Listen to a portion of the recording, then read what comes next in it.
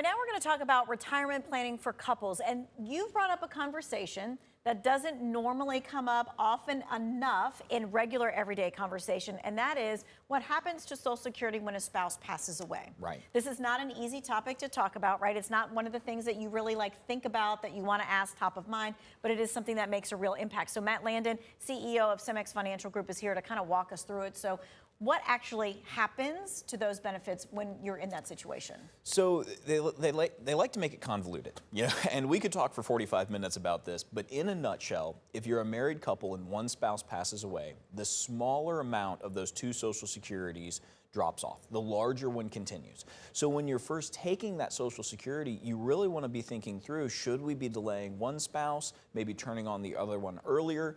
Because there's multiple factors that come into this, and it's beyond just, oh, we lost a Social Security. There's other things you want to consider as well.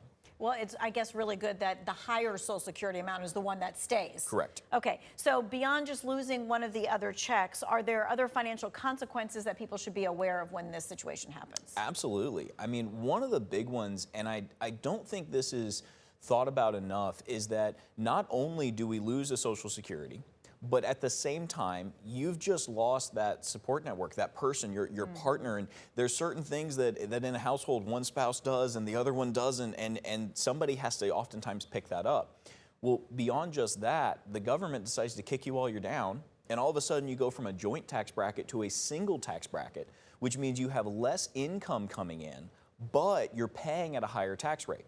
And on top of that, those RMDs keep coming. And so thinking through, what is my Social Security going to do, but also that through line of what are our tax rates going to be like, and do we have those different buckets of income, and do we have too much, say, in an IRA, or do we have a large Roth account, or joint money, or after-tax money?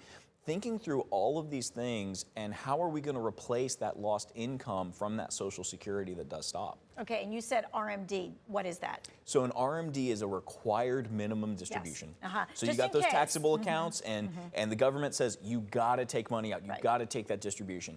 But if you only take one thing away from this, I would just keep in mind that your Social Security, please think about more than just your own number at 62 versus 65 versus 70. You want to look at both spouses, and you want to look at the whole picture altogether. Yeah, because you can't just say as a couple, well, you just do whatever you want and I'll do whatever I want. Well, you can, but it may not be the best way.